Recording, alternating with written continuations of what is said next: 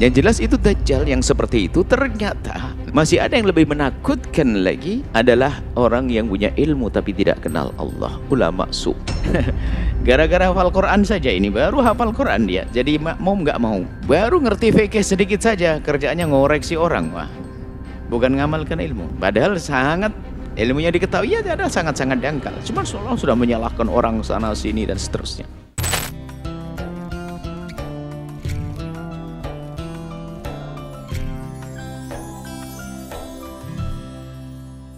Pastikan bahwa kita datang ke tempat ini atau bergabung di acara ini karena Allah, mengharap ridha Allah, dan ingin memahami kitab Allah karena Allah.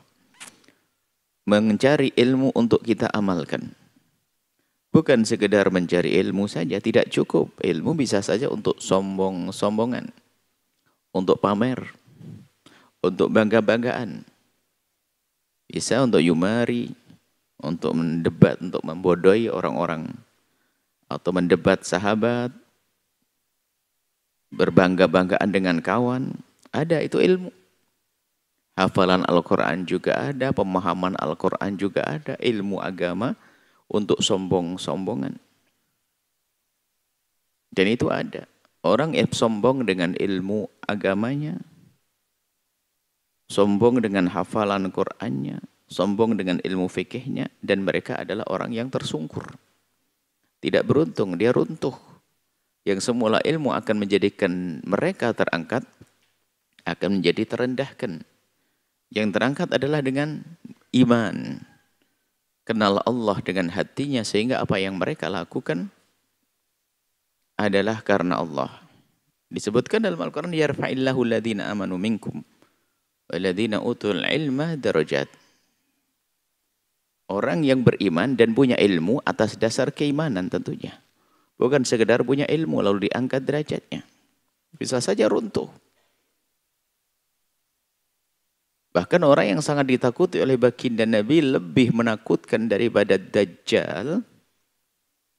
Nabi pernah menyebutkan ada orang yang lebih menyeramkan daripada Dajjal. Sementara kalau kita kembali kepada pelajaran akidah kita tentang Sam'iyat, kita pernah membahas tentang Dajjal, bagaimana Dajjal menyeramkan. Orang yang lemah iman langsung mengakui Tuhan, karena semua yang selama ini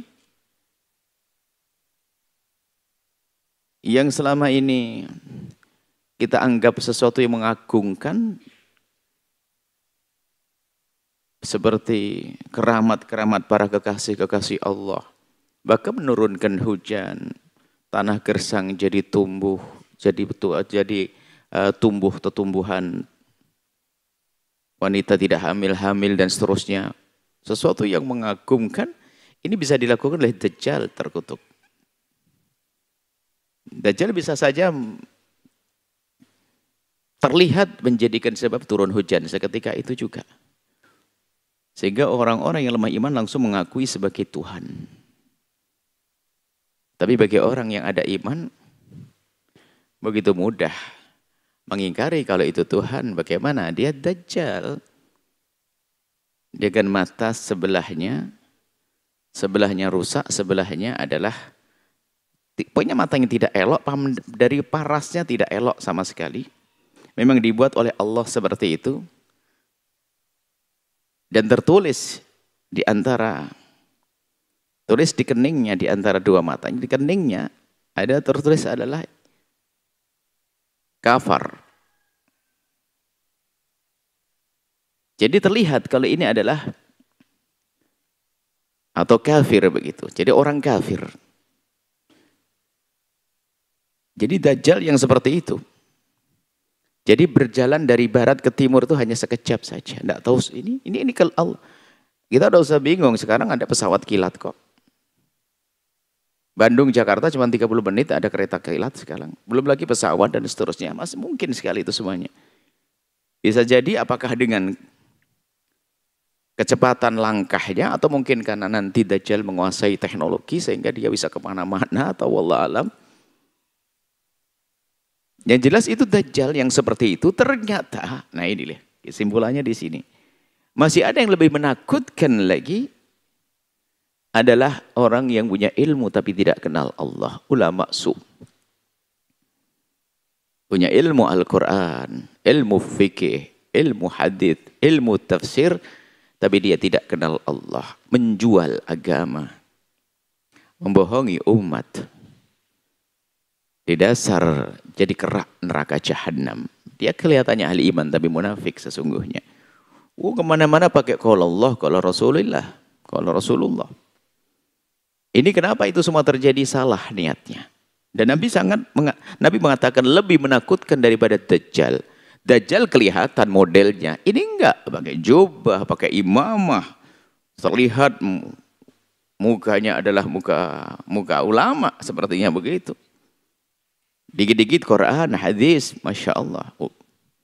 Yang dibawa kitab kemana-mana. Pakai Assalamualaikum dan seterusnya. Ini menipu karena apa? Rupanya dia ulama su.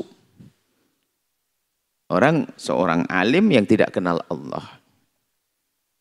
Dan itulah orang-orang seperti inilah nanti yang pertama kali akan merasakan api neraka.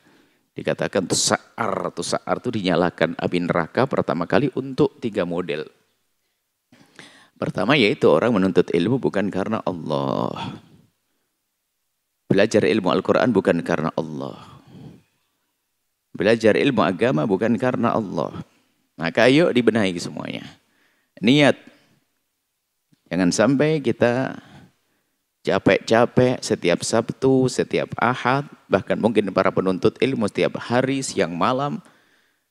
Akan tapi ujung-ujungnya adalah di dasar neraka. Karena salah niat. Maka membenahi niat itu penting sekali. Niat karena Allah. Jangan sampai salah niat. Sehingga menjadi seorang alim, mengerti Al-Quran, hadis, memahami isinya untuk mendekatkan diri kepada Allah Subhanahu wa Ta'ala. Berilmu untuk amal. Beramal yang ikhlas. Jangan sampai menjadi orang yang menjual agamanya. Dan disebutkan memang. Menyeramkan atas nama agama. Membuat kerusakan di muka bumi. Nuruti hawa nafsunya, kepentingan pribadi. Menjual agama. Jadi ulama-ulama yang gampang terbedaya dengan tahta, terbedaya dengan harta. Ini semua terjadi. Dan disebut oleh baginda Nabi SAW. Dan memang terjadi. Di antara umat Nabi ada orang-orang semacam itu. Dan harus ada. Karena memang Nabi menyebutkannya seperti itu. Tapi jangan Anda, jangan kita. Ayo kita waspada. Segera diamalkan ilmu yang kita dapat. Sebisa mungkin. Jangan sampai hanya sekedar punya ilmu tapi untuk membohongi, menjual, untuk mencari kepentingan pribadi. Kan disebutkan ya dalam satu riwayat yang nuntut ilmu agama ini kalau bukan karena Allah. Man talaba ilma mimma yubtagha bihi wajhullahi. Barang siapa mencari ilmu yang seharusnya hanya karena Allah, la yata'allamuhu, dan dia tidak belajar ilmu illa li'aradin minad dunya, kecuali untuk mendapatkan dunia, lam yajid arfal jannati, tidak akan bisa mencium aroma surga. Aroma surga akan tercium dalam jarak yang sangat jauh. Nyium aja enggak, berarti enggak akan masuk orang seperti itu. Itu adalah ahadithul ismati yang para ulama sebagai menyebut hadis-hadis penjagaan untuk kita. Kalau kita peduli, kita meresapi betul hadis-hadis yang disebutkan Nabi, maka dia akan terjaga. Ayo kita belajar karena Allah, belajar ilmu Al-Quran, tafsir. Kadang-kadang sombong, punya hafalan Quran saja sudah sombongnya setengah mati, jadi makmum nggak mau. Gara-gara hafal Quran saja ini, baru hafal Quran dia, jadi makmum nggak mau. Baru ngerti fikih sedikit saja, kerjaannya ngoreksi orang. Wah, bukan ngamalkan ilmu. Padahal sangat ilmunya diketahui, ya ada sangat-sangat dangkal. Cuman seolah sudah menyalahkan orang sana sini dan seterusnya. Karena salah niat. Dan penting sekali sehingga Imam Nawawi rahimahullah ta'ala dalam kitab Arba'in Nawawiyahnya memulai kitab hadisnya dengan innamal a'malu binniyati. Kemudian juga Imam Ghazali dengan kitab Hidayatul Hidayahnya juga membahas tentang bagaimana kita niat di dalam mencari ilmu. Imam Ghazali dengan kitab Ihya-nya Babul Ilm dan mencari niat dalam ilmu, panjang kisahnya. Memang perlu kita meluruskan hati karena Allah Subhanahu wa taala. Baik, kita mulai, kita langsung saja kepada tafsir. Kita tidak mengatakan majelis tafsir di sini, akan tapi kita jadikan majelis tafsir maknanya kami mengutip tafsiran para ulama-ulama untuk kami hadirkan. Kami bukan mufassir, kami tidak bisa menafsiri dari diri kami sendiri. Bahkan kami tidak membaca satu ayat kecuali kami sudah dengar dan harus kami dengar atau membaca penafsiran para ulama tentang ayat-ayat tersebut. Kan nafsiri tidak boleh dengan kemauannya sendiri, akalnya sendiri. Akan tapi kita hanya mengutip, mengambil daripada tafsir para ulama-ulama terdahulu yang mereka lebih segala-galanya, lebih alim, lebih warok. Nah, kita nggak ada apa-apanya.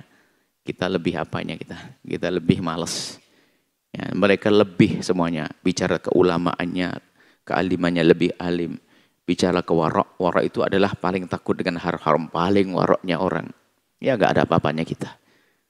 Kadang-kadang kita sok, hum rijalun nahnu rijal. Mereka laki-laki, kita juga laki-laki.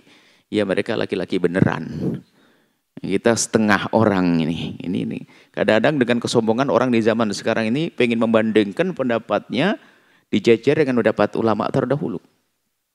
Yang mengatakan hum rijalun nahnu rijal. Mereka orang, kita juga bisa. Wah, ada hebat. Sehingga adab, tata krama untuk mengatakan dirinya menafsiri Al-Quran sendiri, ini tampak pada akhlak para ulama. Imam Syekh Mutawalli Sya'rawi, beliau itu yang punya tafsir berjilid-jilid itu adalah dari kajian semacam ini. Jadi omongan beliau ditulis jadi tafsir yang berjilid-jilid. Dan belum ada penulisan tafsir gaya model seperti itu. Dengan keindahan, dengan beliau selalu menghadirkan sesuatu yang unik, benar, menarik, dan mengena.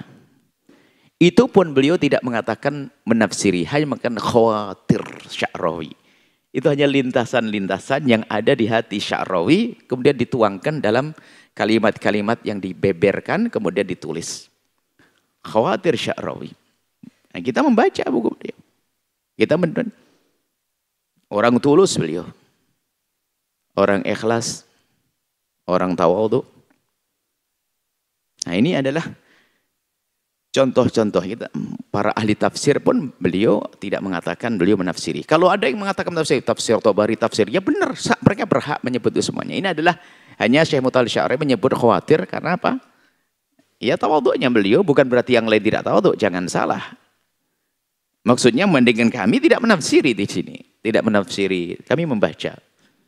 Jadi kita kalau sudah menghadiri majelis semacam ini yang kita baca adalah beberapa buku untuk kita ambil faedah-faedah untuk bisa kami hadirkan. Jadi jangan dianggap bahwasanya kami menafsiri Al-Qur'an. Tidak, kami membaca ayat Al-Qur'an, kemudian sesuai dengan ilmu bahasa yang pernah kami pelajari, kita memahami secara bahasa dahulu, kemudian makna-makna yang terkandung di dalamnya, kita mengutip, mengambil daripada ulama-ulama ahli tafsir. Yang rata-rata ahli tafsir itu punya semuanya, bukan ilmu bahasa saja. Jadi, orang bisa bahasa Arab bukan berarti langsung bisa menafsiri. Bagaimana yang tidak mengerti bahasa Arab misalnya. Yang ngerti bahasa Arab pun belum tentu bisa menafsiri. Dia hanya bisa faham saja secara bahasa. Di dalam ayat satu ayat ada banyak kandungan. Hubungannya dengan ayat yang lainnya dan sebagainya.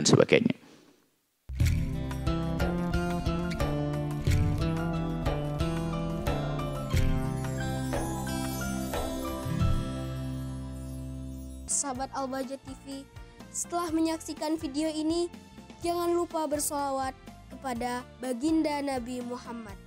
Shollu ala Nabi Muhammad. Allahumma sholli alaihi wa ala alihi wa sahbihi.